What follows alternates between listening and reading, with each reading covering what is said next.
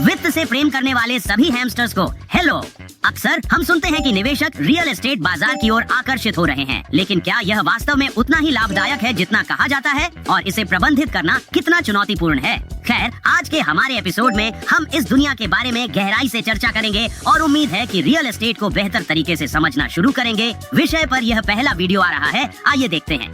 मैं $1,10,000 कमाता हूँ। मुझे लगता है कि मैं 33 साल की उम्र में काफी अच्छा कर रहा हूँ। हाँ, आप वास्तव में अच्छा कर रहे हैं। क्या आप और बेहतर कमाना चाहते हैं? उस 1,10,000 का कुछ हिस्सा लें, जैसे उसका 25% लें, अपनी पहली रेंटल प्रॉपर्टी खरीदें और अब आप दौड़ शुरू करने के लिए तैयार हैं। फिर उस पहली रेंटल प्रॉपर्टी से आप 1 साल बाद उसे रिफाइनेंस करेंगे, इक्विटी निकालेंगे और दूसरी खरीदेंगे। उस 1,10,000 से 25% और लें और बूम, पता है क्या, अब आपके पास 2 हैं और उस 1,10,000 पर आपको उन रेंटल प्रॉपर्टी से टैक्स डिडक्शंस मिलेंगी। आप उस $1,10,000 का अधिक हिस्सा अपने पास रखेंगे। वाह, यह उस तरह की सलाह है जो आपको एक रेंटल प्रॉपर्टी खरीदने के लिए प्रेरित करती है, क्योंकि यह सुनने में बहुत आसान लगता है, फिर भी यह बेहद कठिन होता है। वास्तव में अगर आप शेयर खरीदने जा रहे हैं या रियल एस्टेट खरीदने जा रहे हैं, तो पता है क्या, रियल एस्टेट के लिए आपको काम करना पड़ता है। जब आप अपनी पहली रियल एस्टेट प्रॉपर्टी खरीदते हैं तो आप एक व्यापार में होते हैं, चाहे आपके पास एक प्रॉपर्टी मैनेजर हो या न हो। इसलिए अगर आप रियल एस्टेट खरीदने जा रहे हैं तो समझ जाएं, आप एक व्यापार खरीद रहे हैं और आपको इसे एक व्यवसाय की तरह ही देखना होगा। पहले भाग ने मुझे प्रेरित किया और दूसरे ने मुझे वास्तविकता की ओर खींच लिया।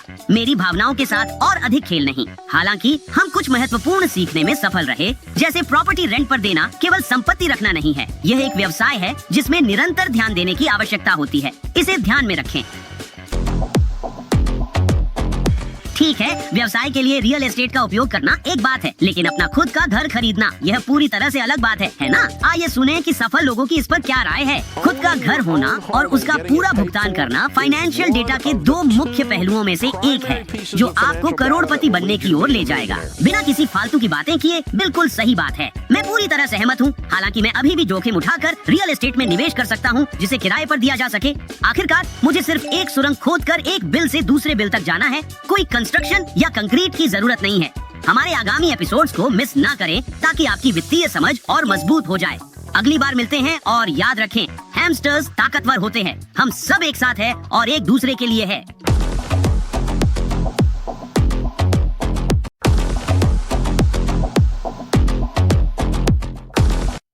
मेरे प्यारे सीईओज और साथी हैमस्टर्स, मैं कुछ YouTube वीडियो देखते हुए आराम कर रहा था और मैंने वाकई में कुछ दिलचस्प इंसाइट्स पाए जो आपके जीवन के नजरिए को काफी हद तक बदल सकते हैं। चलिए शुरू करते हैं।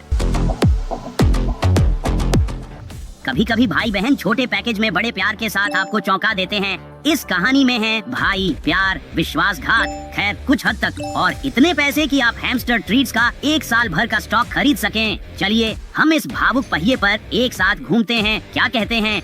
मेरे भाई ने कहा, घर मत आना। उसने मुझे मिलने के लिए कहा और वह मुझे उसके बैंक खाते में बचे आखिरी लगभग $63 और 50 सेंट देता है। वह मेरा छोटा भाई है और वास्तव में हमारी आपस में ज्यादा नहीं बनती थी और इसका मेरे लिए बहुत मतलब था। और उसने कहा, तुम यहाँ नहीं रह सकते, तुम्हें जाना होगा। मैंने 27 साल की उम्र में अपना पहला मिलियन कमाया। जब मैं 26 या 25 का था, वह एक मैकेनिक था और उसे उस दुकान को खरीदना था जिसमें वह काम कर रहा था। उसने इतनी मेहनत की कि दुकान का रुख ही बदल गया। जिस व्यक्ति को उसे बेचना था, उसने एक दिन फैसला किया, जब वह 4 साल से वहाँ था, मैं इसे बेचना नहीं चाहता। तो वह मुझे फोन करता है और कहता है, मैं जा रहा हूँ, मैं नहीं चाहता कि। तो तुम क्या करना चाहते हो? उसने कहा, शायद रियल एस्टेट, मुझे लगता है। और मैंने उसे $1,73,000 का चेक लिखा। यही सब था जो मेरे बैंक खाते में था, क्योंकि उसने मुझे वह $63 दिए थे और वह मेरा सबसे अच्छा दोस्त है। रुको, मुझे पूरा यकीन है कि मैंने कुछ गलत समझा, लेकिन क्या तुम्हारे भाई ने सच में तुम्हें बाहर निकलने के लिए कहा? यार, उसके बाद मेरे गालों में $60 और डॉलर भी रहते, तब भी मैं उसे 1 हफ्ते तक घूरता रहता। मेरा ख्याल है कि मानव भाई बहन कम जमाखोरी करने और ज्यादा बलिदान के बारे में परवाह करते हैं।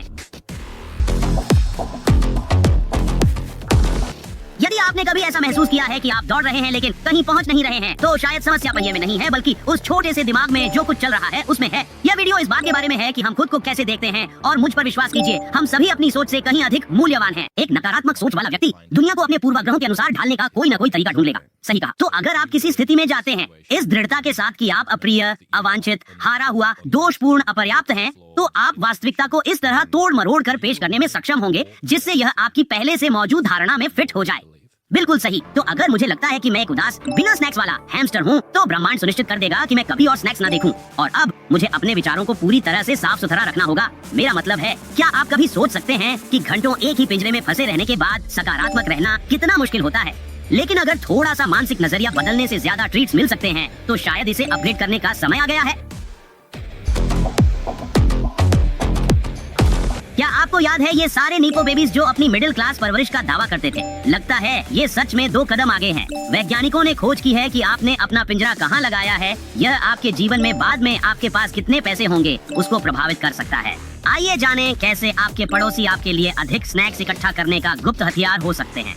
एक स्टडी है जहां उन्होंने समान आर्थिक स्थिति से आने वाले बच्चों को देखा, अर्थात वे बड़े होते समय कितने पैसे कमाते थे और फिर बालिग होने पर उन्होंने कितने पैसे कमाए। लेकिन एक महत्वपूर्ण अंतर था। एक स्टडी ग्रुप एक ऐसे शहर से था जहां लोग अधिक पैसा कमाते थे और उन्हें अधिक पैसे कमाने वाले अधिक लोगों से बातचीत करने का मौका मिलता था। दूसरा इसके विपरीत था। तो परिणाम क्या था? ऐसे पड़ोस में पले बड़े बच्चों के ग्रुप जहाँ अधिक अमीर लोग रहते थे, उनकी आमदनी 35 साल की उम्र में 33% अधिक थी। आपके अपने परिवार की सामाजिक आर्थिक स्थिति आपके भविष्य की आमदनी का सबसे बड़ा संकेतक नहीं है। वास्तव में इसे आर्थिक जुड़ाव कहा जाता है, जिसका मतलब है कि आपके आसपास कितने अमीर लोग और गरीब लोग रहते हैं और इस तरह आप उनसे दोस्ती कर सकते हैं। तो अगर आप अधिक पैसा कमाना चाहते हैं तो देखें कि आप अपने आप को किन लोगों के बीच रखते हैं, बल्कि यह भी देखें कि आप कहाँ रहते हैं। क्या आप मुझसे कह रहे हैं कि शानदार अच्छी तरह से खाए हुए हैमस्टर्स के साथ घूमने से मैं भविष्य में और अमीर बन सकता हूँ? यह बहुत कुछ समझाता है। मैं सोचता था कि मेरे सारे दोस्त अभी भी डिस्काउंट बीजों पर क्यों निर्भर हैं। लगता है कि अब मुझे पालतू जानवरों की दुकान के दूसरी ओर वाले हैमस्टर्स से बातें करनी चाहिए।